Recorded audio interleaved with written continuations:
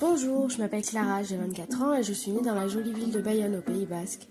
J'ai fait des études de menuiserie, de design et de management de la culture, un panel d'activités divers et variés, mais incroyablement enrichissant. Tout a commencé vers mes 10 ans. Je suivis ma grand-mère au Secours populaire de Bayonne où elle était volontaire. Je partais en mission collecte avec elle, je distribuais des colis pour ceux qui en avaient besoin.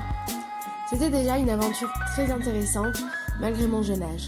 Je ne le savais pas encore, mais cette petite aide marquera la suite de mon histoire.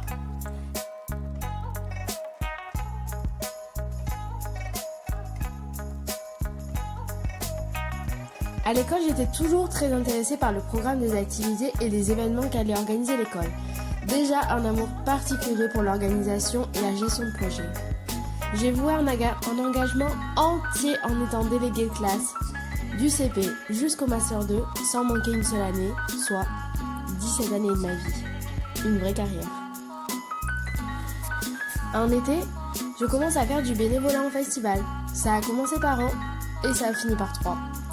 Gare au Rock à la team camping, au Big Festival et à la team village, et à Mars Attack à la team propreté.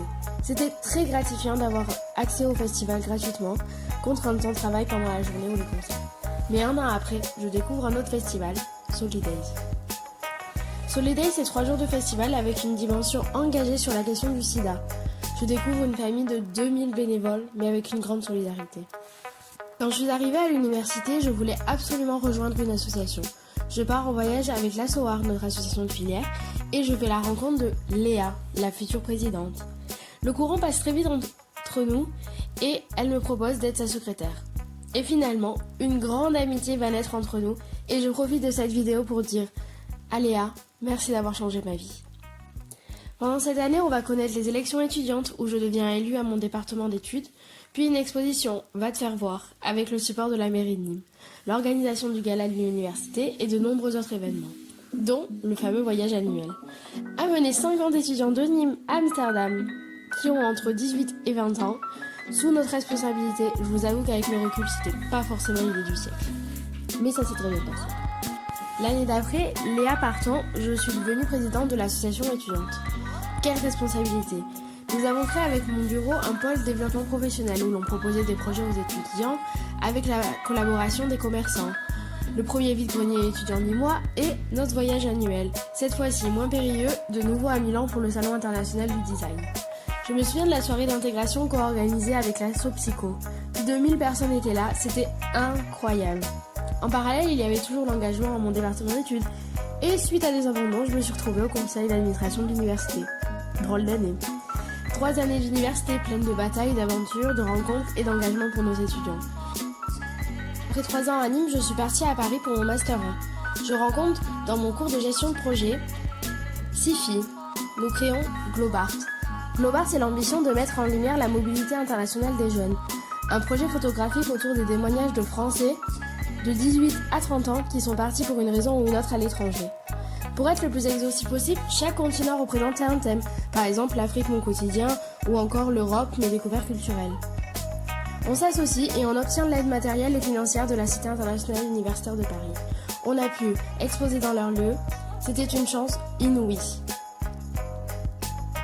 Entre mon Master 1 et mon Master 2, je m'investis dans l'association Promotion et Défense des étudiants, une association nationale qui représente les étudiants et se bat pour l'amélioration des conditions d'études des étudiants. Je rentre dans l'équipe en tant que chargée de partenariat pour les associations étudiantes, une mission très complexe mais enrichissante. J'y découvre un réseau national, des sujets auxquels je n'avais jamais réfléchi. Je participe à l'organisation des congrès et autres événements et on se déplace avec notre équipe sur les congrès des autres organisations. C'était un rôle très intéressant qui m'a permis de comprendre comment le système universitaire français marche, le travail en réseau et de créer de véritables amitiés. Je commence un master en management des organisations culturelles et artistiques, un cursus très complet qui aborde le management, la conduite de changement, la comptabilité, la gestion de projet ou encore la politique culturelle et bien d'autres sujets.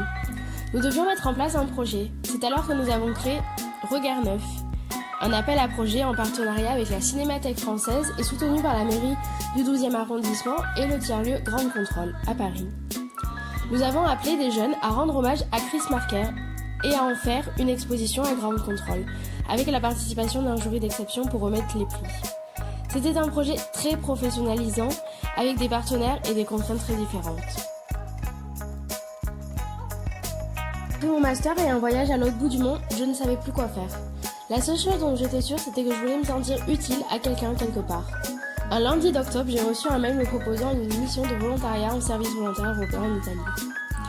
Quelques jours plus tard, mes valises prêtes, me voilà à Senigallia pour 10 mois.